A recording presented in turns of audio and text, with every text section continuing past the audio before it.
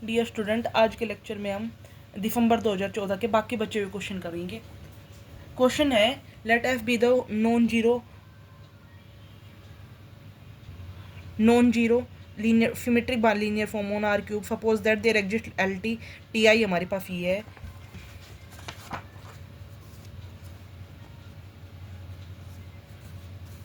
Rank F जो है 1 है। रैंक डायमेंशन हमारे पास 2 है। F is positive semi definite और नेगेटिव सेमी डेफिनेट।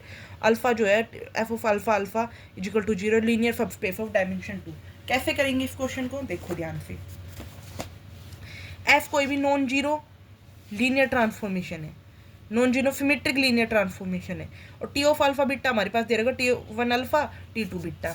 ठीक है, तो हमारे पास क्या होगा, T1 हमारे पास आर क्यूब से आर पे दे रखा है, तो रैंक T ऑफ आई 1 होगा। ठीक है, ये सब दिया हुआ है।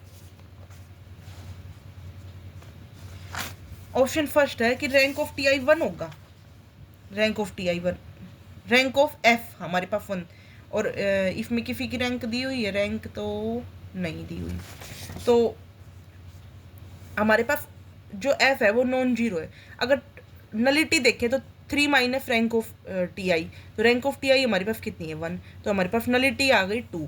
तो हमारे पास इसने पूछा रैंक ऑफ एफ कितनी होगी, तो रैंक ऑफ एफ तो 1 ही होगी, क्योंकि हमारे पास इसमें दे रखा है non zero symmetric bilinear form है, ट्रांसफॉर्मेशन है। Suppose that there exist L T T I हमारे पास आर क्यूब से आर है, सच दैट ये आई जो है 1 से 2, सच दैट कि alpha beta belongs to R. F of alpha beta जो है वो T1 अल्फा T2 बिट्टा है, सच दैट देन हमारे पास ये 4 ऑप्शन है।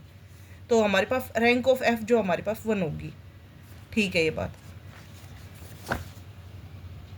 देखो। यहाँ पे टी आई जो है वो आर क्यूब से आर पे डिफाइन है, तो इसकी रैंक कितनी होगी, 1 ही होगी ना भाई। आर के पावर 1 है तो रैंक 1 हो गई, रैंक 1 हो गई तो नलिटी कितनी हो गई, नलिटी 2 हो गई। रैंक नलिटी, बट इसमें तो फंक्शनल की रैंक पूछे, तो फंक्शनल की फंक्शन तो यही है ना, फंक्शन की रैंक वही होगी जो टी आई की होगी। तो नॉन जीरो फंक्शनल है, तो इसका मतलब रैंक 1 ही होगी। तो फर्स्ट ऑप्शन सही है। इसने ये बोला है कि फंक्शन की रैंक कितनी होगी, तो फंक्शन की रैंक 1 हो गई। Dimension of beta belongs to R cube, तो हमारे पास क्या होगा, देखो। अब देखो, dimension of beta belongs to R cube, F of alpha beta equal to 0। तो अल्फा बिट्टा कितना, अल्फा बिट्टा को क्या लिख सकते हैं, T1 अल्फा T2 बिट्टा। तो T1 अल्फा T1 तो वही होगा T1, इसको T1 अल्फा मान लिया, तो T2 बिट्टा हमारे पास 0 हो गया। तो T2 बिट्टा यानी कि डायमेंशन ऑफ T2 हमारे पास, डायमेंशन ऑफ T2 यानी कि कर्नल T2 की हमारे पास जो डायमेंशन होगी वो कितनी होगी, नलिटी ऑफ T2 कितनी होगी, 2 होगी। तो ऑप्शन सेकंड इसने क्या पूछा है कि डायमेंशन हमारे पास के 2 होगी। हाँ भाई 2 होगी, ठीक है, ये बात भी कि नलिटी 2 होगी। तो हमने वैसे भी ऊपर देख लेते हैं कि नलिटी 2 ही आ रही थी, पर ये T1 की थी, हम T2 की निकाल रहे थे, अभी 2 ही आ रही है। तो अब हमारे पास थर्ड ऑप्शन देखो, rank of F is equal to 1, 1 eigenvalue, non zero and other will be 0। तो इसने ऑप्शन थर्ड क्या कह रहा है कि F is positive semi definite और नेगेटिव सेमी डेफिनाइट। हाँ भाई, पॉजिटिव भी हो जाएगी, कुछ आइगन वैल्यू तो पॉजिटिव हो जाएगी, कुछ नेगेटिव हो जाएगी, तभी तो 0 बनेगी। तो ये बात थर्ड भी ठीक है। अब देखो फोर्थ, देखो फोर्थ क्या कह रहा है कि F of alpha alpha equal to 0, dimension 2 हो जाएगी भाई। हाँ, F of alpha alpha 0, dimension of null space की 2 हो गई, यानी कि फोर्थ ऑप्शन भी सही है, यानी कि 4 ऑप्शन सही है हमारे पास। हम देखें तो इसका क्या होगा कि भाई सिमेट्रिक मैट्रिक्स से रैंक एफ आ जाएगी। हमारे पास एफ ऑफ अल्फा बिट्टा 0 है, तो ये बात, इसकी रैंक 2 है, ये बात भी ठीक है। फिर पॉजिटिव सेमी डेफिनाइट और नेगेटिव सेमी डेफिनाइट, ठीक है कि भाई 0 तभी बनेगा तो पॉजिटिव और नेगेटिव हो गया, और फोर्थ ऑप्शन भी ठीक हो गया। अब आते हैं 11th क्वेश्चन के ऊपर। 11th क्वेश्चन क्या कह रहा है, ये भी आसान क्वेश्चन है, कुछ नहीं है। ये मैट्रिक्स दी हुई है, एफ इज इन्वर्टिबल है, inverse as all integer, entries determinant odd होगा, डिटर्मिनेंट डिविजिबल बाई 13 होगा, determinant as at least 2 prime divisor. अब देखो मैट्रिक्स ये है, डिटर्मिनेंट क्या है -4 1 6 0, इसका डिटर्मिनेंट निकाला। ये मैट्रिक्स दी हुई थी, इसका डिटर्मिनेंट निकाला, तो हमारे पास -4 1 6 आ गया। तो ये क्या रहा है, इन्वर्टिबल है, बिल्कुल ठीक है, इन्वर्टिबल है, इसका इन्वर्स एग्जिस्ट कर रहा है। डिटर्मिनेंट ओड है, नहीं भाई इवन है डिटर्मिनेंट, ये बात गलत हो गई। देखो ये डिटर्मिनेंट इवन आया ना। अच्छा, डिविजिबल बाई 13, 32 इंटू 13 लिख सकते हैं इसको, तो 13 से डिविजिबल हो जाएगा, यानी कि थर्ड ऑप्शन सही है। फर्स्ट सही है, डिटर्मिनेंट है 2 प्राइम डिवाइजर, 2 प्राइम डिवाइजर, 32 को हम यूँ लिख सकते हैं। हाँ भाई 2 प्राइम डिवाइजर वो 2 और 13, यानी कि पहला, तीसरा और चौथा, 3 ऑप्शन सही है।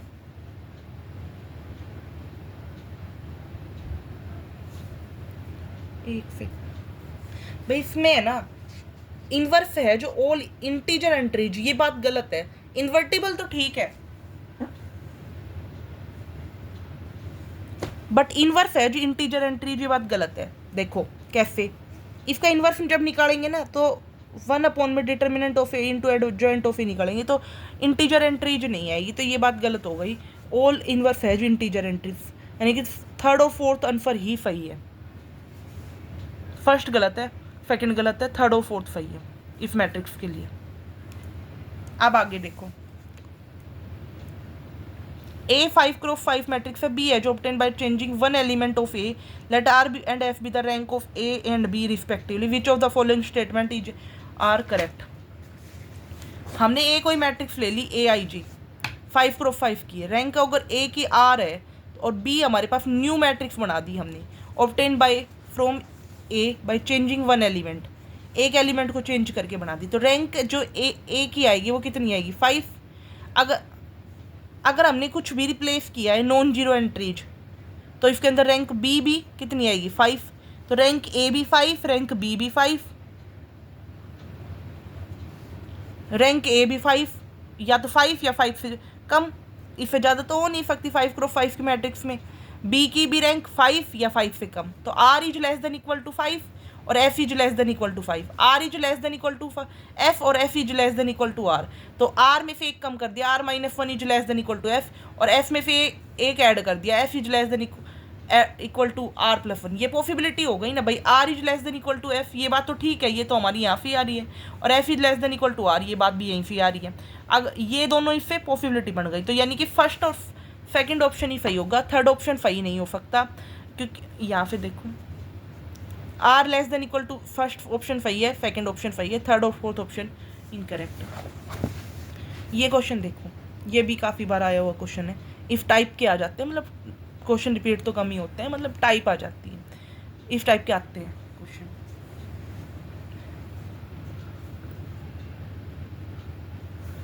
एम जो है denote the space of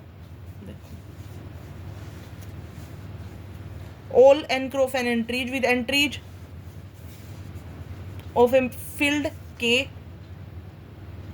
fix a non singular matrix A जो है AIJ, and consider the linear map T mn से mn given by T of x is equal to AX। Trace हमारे पास ये है और ट्रेस ऑफ T हमारे पास ये है और ट्रेस ऑफ T हमारे पास ये हो सकता है, rank of T is n square, T is non singular. कौन सी बात ठीक होगी, T जो है F से F मान लिया हमने, F से F, such that T of x is equal to AX where A is the fixed matrix is a linear transformation। तो रैंक ऑफ T जो है M into rank of A, और rank of T जो है M into rank nullity of A, यूँ लिख सकते हैं, rank of T is equal to M into rank of A और nullity of T is equal to M into rank of T। अब देखो इसने क्या पूछा है, ट्रेस, ट्रेस को हम लिख सकते हैं trace of T is equal to M into trace of A, ठीक है। तो ये बात या फिर ये बात ठीक है, देखो हम चेक कर लेते हैं आगे कि T जो है M K से M N K से M N K पे, तो रैंक जो है N into nullity of A N into N square, non singular, ये बात ठीक है, रैंक जो है वो नॉन सिंगुलर, अब N स्क्वेयर आएगी तो नॉन सिंगुलर ही आएगी और नॉन सिंगुलर भी हो गई। रैंक ऑफ T जो है N into nullity of A N into N is equal to N square, तो नॉन सिंगुलर हो गई, ये बात भी ठीक हो गई। अब देखो ट्रेस जो है वो ये इनमें से कौन सा आएगा, ट्रेस होता है ये वाला फर्स्ट वाला, दो बार फॉर्मेशन नहीं लगाना पड़ता ट्रेस के अंदर, एक बार फॉर्म कर लो पूरी मैट्रिक्स का N into M into trace of A N into trace of A square matrix trace of A is equal to sum of all entries, तो formation of I1 to N AII, तो N into formation I1 to N AII, तो यानी कि first option सही है, यहाँ पे first सही है, थर्ड सही है और फोर्थ सही है, सेकंड ऑप्शन इनकरेक्ट है, ठीक है। अब आ जाओ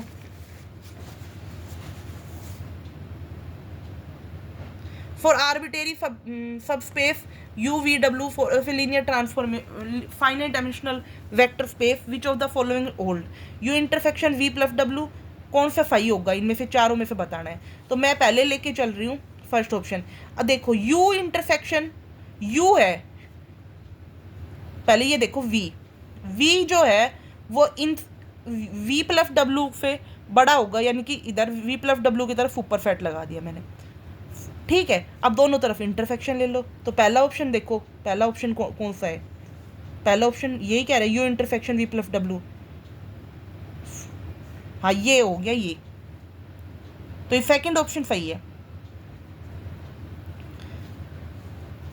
सेकंड, दूसरी तरफ डब्ल्यू लगा दिया हमने, तो इन दोनों का सम करेंगे तो हमारे पास U intersection V plus W is super set of U intersection V plus, तो यानी कि हमारे पास ऑप्शन आएगा सेकंड सही। फर्स्ट ऑप्शन गलत है, ये सुपर सबसेट है, ये सबसेट नहीं होगा, सुपर सेट होगा, तो सेकंड ऑप्शन सही है। ऐसे ही अगर हम थर्ड और फोर्थ को चेक करें, U intersection V is subset of U, ये बात ठीक है, दोनों तरफ सम कर दिया डब्ल्यू से, तो हमारे पास ये आ गया U intersection V subset of V. हम ये लेके चल रहे हैं, पहले हमने यू लेके चला, अब ये लेके चल रहे हैं, दोनों तरफ सम कर दिया, तो हमारे पास सेकंड पे ये आ गया। तो फर्स्ट और सेकंड पे देख के तो हमने, हमारे पास ये आंसर आ गया। तो इस तरीके से देखेंगे तो हमारे पास कौन सा थर्ड सही हो रहा है, फोर्थ इनकरेक्ट है, तो सेकंड और थर्ड आंसर सही है, सेकंड और थर्ड सही है। तो आपको ये समझ में आया होगा। अगला क्वेश्चन देखो, 15th क्वेश्चन देखो, 2 क्वेश्चन और बचे हैं। ए कोई भी 4 क्रॉस 7 रियल मैट्रिक्स है, बी कोई भी 7 क्रॉस 4 रियल मैट्रिक्स है, such that A B is equal to I 4 cross 4 identity matrix है, तो कौन सी बात इसमें से सही होगी? Rank of A 4, rank of B 7, nullity B 0, B A is equal to identity, तो कौन सी बात सही होगी? ए हमारे पास ये है, तो रैंक ऑफ ए कितनी होगी? लेस देन इक्वल टू 4, और बी हमारे पास ये है, तो रैंक ऑफ बी कितनी होगी? Less than equal to 4। भाई रैंक जो होती है मिनिमम होती है, तो रैंक ए की भी रैंक 7 होगी, 4 होगी, और बी की भी रैंक 4 होगी, तो हमारे पास 4 रैंक आ गई। तो इसमें पूछा है कि पहली बात तो ठीक है, रैंक ऑफ ए 4 बिल्कुल सही है, सेकंड गलत हो गया, तो रैंक ऑफ बी 7 गलत हो गया, फर्स्ट ऑप्शन सही है। अब nullity of B equal to 0 और B A is equal to identity where I 7 is the 7 cross 7 matrix. A हमारे पास एम एन क्रॉस की मैट्रिक्स है, देन रैंक जो होती है rank of A minimum of M N, rank of A B जो होती है वो minimum of rank of A और रैंक ऑफ बी का, तो हमारे पास यहाँ पे रैंक ऑफ ए बी जो आएगी वो कितनी आएगी? 4 आएगी, 4 या 4 से कम, रैंक ऑफ बी ए या A B less than equal to 4। तो फोर्थ ऑप्शन क्या कह रहे हैं? B A is equal to I 7 where I 7 is the 7 cross 7 identity matrix, ये बात गलत हो गई। फोर्थ ऑप्शन इनकरेक्ट है, सेकंड इनकरेक्ट है, फर्स्ट करेक्ट ऑप्शन है। नलिटी बी की 0, रैंक नलिटी थ्योरम लगाएंगे, रैंक नलिटी थ्योरम लगाएंगे तो हमारे पास बी की नलिटी 0 आ गई,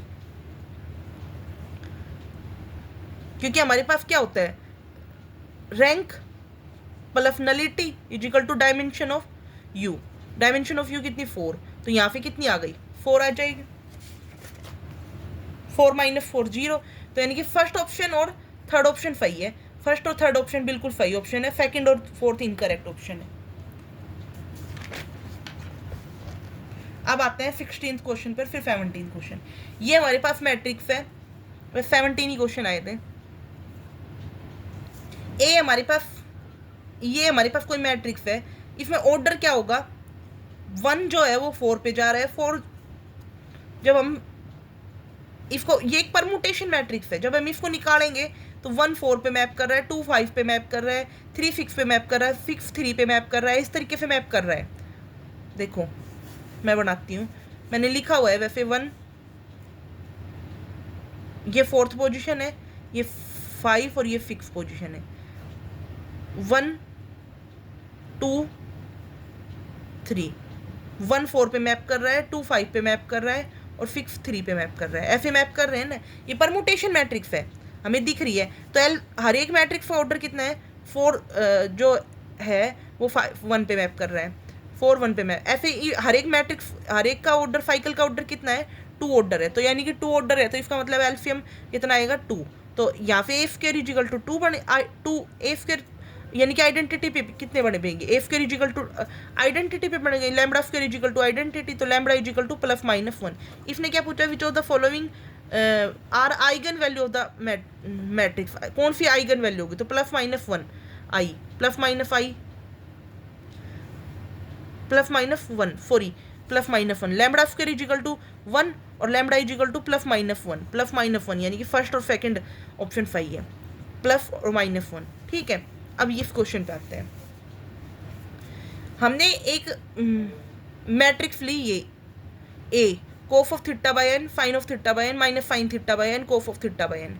हमने ये मैट्रिक्स ली क्योंकि हमारे पास डिफाइन थी X Y minus Y X, तो हमारे पास ये डिफाइन थी तो ये ले ली हमने।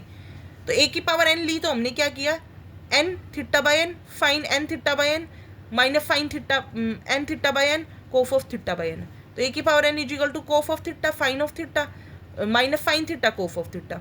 अब ये क्या कह रहा है कि ये ए की पावर एन आ गई, ए की power N is equal to trace of A not equal to 0 A transpose is equal to A inverse A is similar to diagonal matrix. इनमें से कौन सी बात ठीक है? तो हमारे पास एक्स वाई हमारे पास ये दिया हुआ था, तब हमने माइनस एक्स वाई दिया हुआ था तो हमने ये लिख के हमने ये मैट्रिक्स बना दी। ए की पावर एन हमारे पास ये आ गई, ये बात तो ठीक है, पहला ऑप्शन ठीक है। दूसरा ऑप्शन कह रहा है trace of A not equal to 0। अगर हम एक्स को 0 लेके चल रहे हैं, एक्स को 0 ले लिया और वाई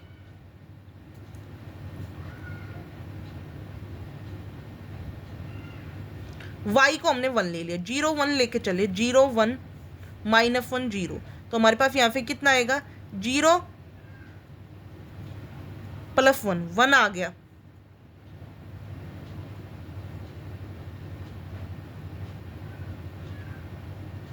वन ही आएगा भाई, देखना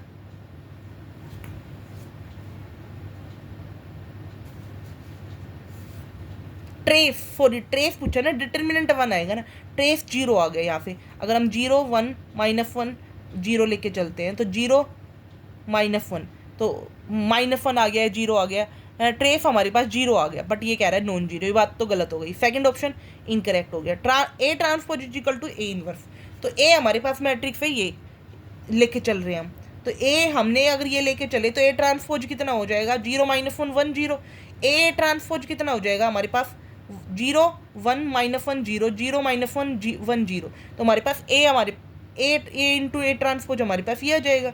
और ये क्या होती है ऑर्थोगोनल मैट्रिक्स, ऑर्थोगोनल मैट्रिक्स जो हो गई A into A transpose identity हो गई, तो A into A transpose is equal to A inverse, तो यानी कि यहाँ पे क्या हो गया ए ऑर्थोगोनल मैट्रिक्स हो गई, ऑर्थोगोनल मैट्रिक्स की कंडीशन सेटिस्फाइड हो गई, यानी कि फर्स्ट ऑप्शन सही है, थर्ड ऑप्शन सही है।